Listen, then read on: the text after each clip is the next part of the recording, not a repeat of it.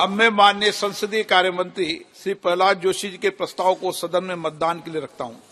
प्रश्न है कि यह सभा डॉक्टर निशिकांत दुबे सांसद द्वारा संसद सदस्य श्रीमती महुआ मोइत्रा के विरुद्ध सदन में प्रश्न पूछने के बदले नकदी में प्रत्यक्ष संलिप्तता के संबंध में दिनांक 15 अक्टूबर 2023 को दी गई शिकायत पर आचार संहिता की पहली रिपोर्ट पर विचार के उपरांत समिति के निष्कर्षों को स्वीकार करती है कि सांसद श्रीमती महुआ मोइत्रा का आचरण अनैतिक और संसद सदस्य के रूप में अशोभनीय है और इस कारण उनको लोकसभा सदस्य बने रहना उपयुक्त नहीं होगा।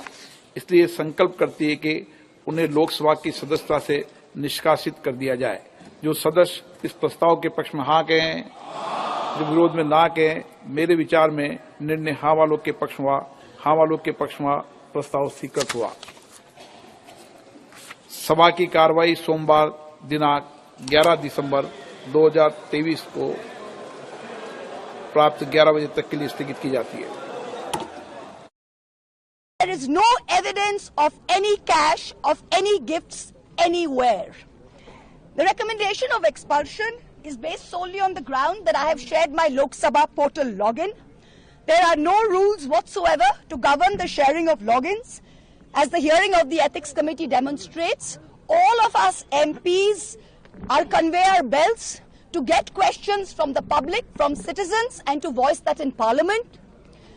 What is important is that if this Modi government thought that by shutting me up, they are going to do away with the Adani issue, let me tell you this, that this kangaroo court has only shown to the all of India that the haste and the abuse of due process you have used demonstrates how important Mr. Adani is to you and to what length you will go to harass a single woman MP into shutting her into submission. Tomorrow the CBI will be sent to my house. I'm sure they will harass me for the next 6 months. But I would like to ask, what about the 13,000 crore coal scam of Mr. Adani that the CBI and the ED have not found place to look at? You tell me I have compromised national security with a login portal?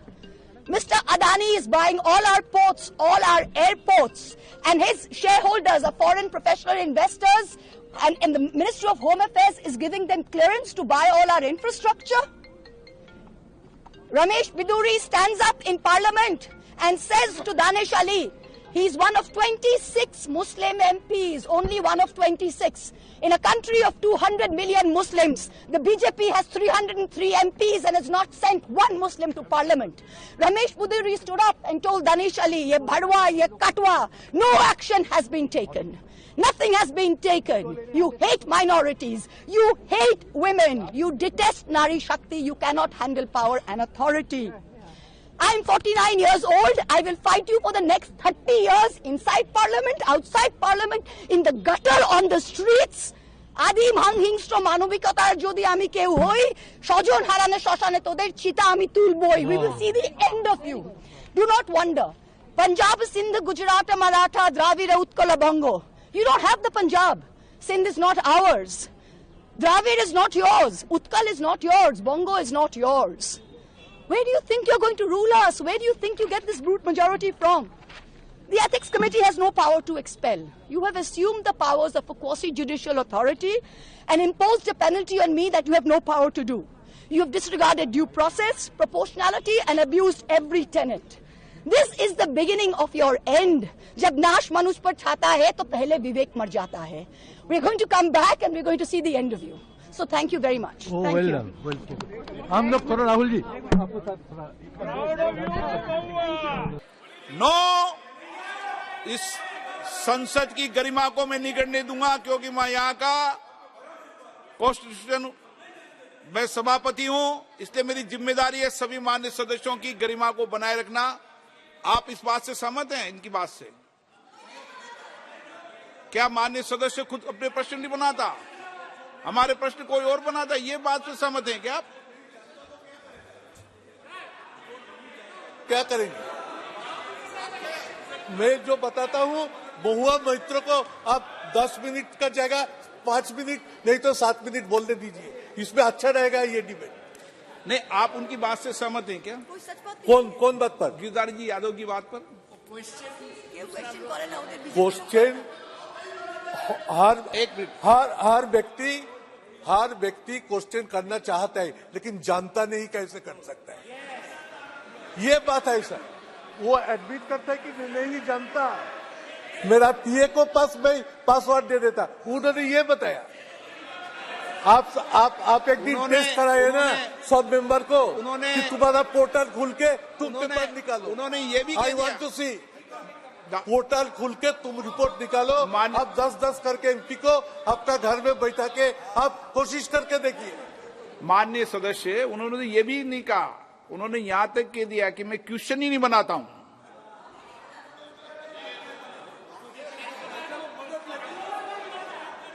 No क्या है, चलिए कहा आप ले जाते हैं।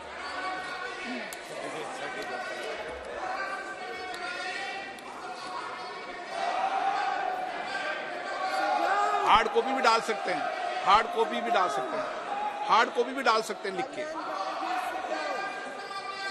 दोनों है, ऑनलाइन भी हार्ड कॉपी भी है। माननीय अध्यक्ष महोदय, मैं आपके प्रति आभार व्यक्त करती हूं, आपने मुझे इस अहम विषय पर बोलने का मौका दिया। संक्षिप्त में बोलना आप। यह विषय बहुत अहम है क्योंकि यह संसद की मर्यादा के विषय में है।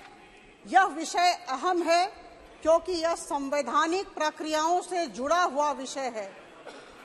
हम संसद की मर्यादा की बात कर रहे हैं, हम संवैधानिक प्रक्रियाओं की बात कर रहे हैं, हम एथिक्स की बात कर रहे हैं, हम सिद्धांतों की बात कर रहे हैं। और जब एक व्यक्ति किसी भी संसदीय क्षेत्र से चुना जाता है तो वो लाखों लोगों का प्रतिनिधित्व देश की सबसे बड़ी पंचायत में करता है। और निश्चित तौर पर मैं कहूंगी बड़ी विनम्रता के साथ लेकिन आत्मविश्वास के साथ कि यह बहुत बड़ी जिम्मेदारी है। और जब हम इस जिम्मेदारी से चूक करते हैं तो निश्चित तौर पर प्रश्न उठेंगे।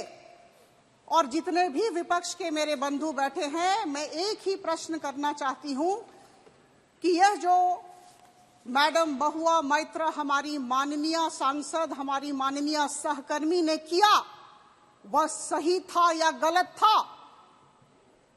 हम सब दिल पर हाथ रखकर कहें, संविधान को याद करके कहें, यह गलत था या सही था। देखिए,